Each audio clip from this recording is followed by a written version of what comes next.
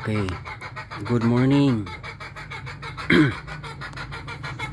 Ngayon maggawa tayo ng video para ipakita ko itong lana ng sagradong lana ng Biyernes Santo. Ito ay ginawa para magamit natin sa ating katawan, sa ating sarili, lalo na yung mga tao na merong karamdaman na hindi madetect ng doktor kung anong uri ng sakit. So itong lana na ito, ginawa ko talaga ito. Nagsakripisyo ako nito ng araw ng Biyernes Santo, at ito ay nagtataglay ng puwersa upang tipinsahan ang ating katawan sa mga, lalo na sa mga spiritual sickness. So kung sino yung mga gustong gumamit nito, mag lang kayo sa akin, mag direct message lang. Kung malapit lang kayo sa akin, pwede rin kayong pumunta personal. Ito pwede ito dagdag ninyo sa inyong mga lana kung ang lana ninyo ay hindi pa na blessingan. Okay, so ito depensa sa kulam or mga bad spirit. Ito rin ay gamot sa lason at general defense, kasi blessingan ito sa gamit ng pinakamataas na hiram na kapangyarihan sa may-ari ng ating buhay. Oo. Pero ang requirements nito ay kailangan bago ka gumamit nito, ka muna, general confession. Hihingi mo ng tawad ang mga lahat na kasalanang nagawa, at syempre karoon ng maintenance ng gumawa ng lagi ng kabutihan, kay ang ating physical na katawan nagkakaroon ito ng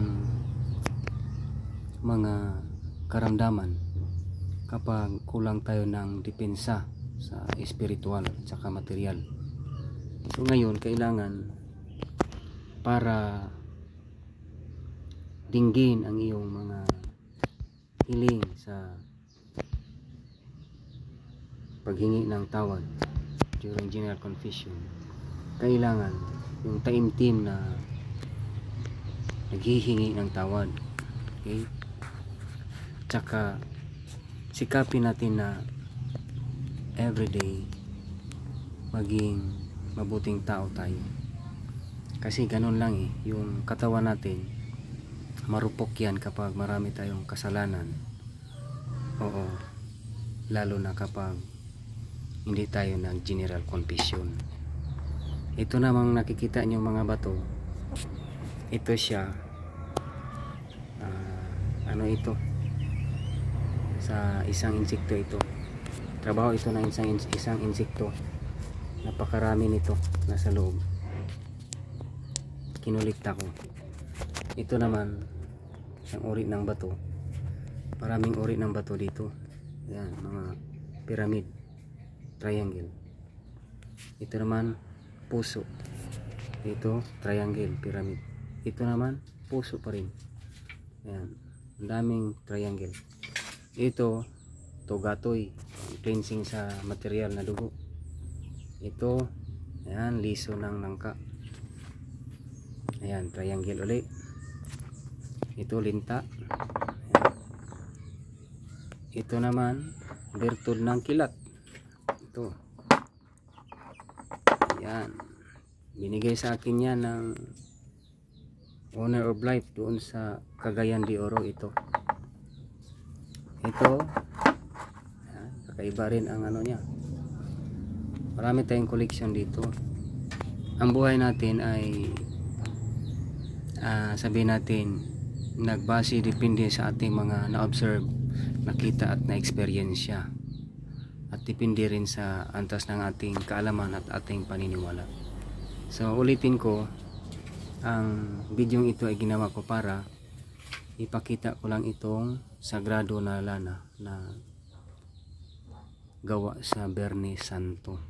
So sino man yung makapanood ng video na ito, mag-PM lang kayo sa akin kung nais ninyo makagamit ng ating lana.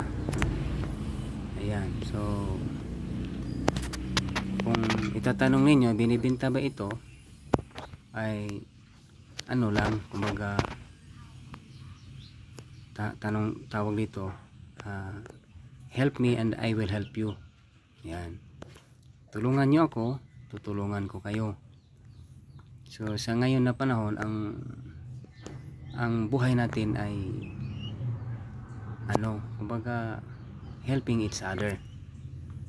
Kung malapit lang kayo, direkta kayong pumunta sa akin at magkakaroon kayo nitong sagrado na lana. Pero itong mga collections ko, ayan, hindi ito binibenta. Ayan, personal yan ang gamit. Pampaswerte. So hanggang dito na lang ang video natin. At meron din tayong services na binibigay: divine healing, massage, check up, spiritual check up. Check up natin kung ikaw ay nakulam, na witchcraft, na buyagan sa tao, na incant, na buyagan sa inkanto, o sa nabuyagan baka sa mga kalag, no? Natay spiritual check up. So kung naa kay gibati sa imong lawas nga dili maditik sa physical nga doktor unsa imong sakit, pwede ka mo bisita dinhi sa ako. Maaari kang pumasyal dito sa akin. Okay? So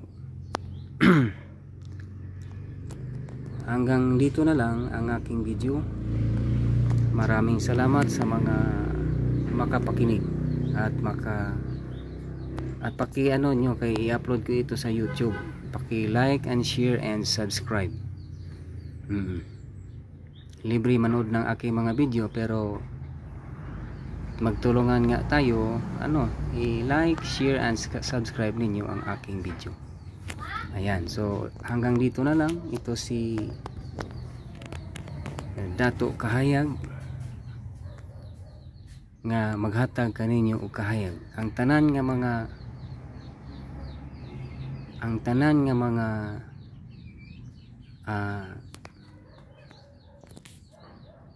buluhaton ninyo aning kalibutan, dili ninyo mahimo kung wala ko.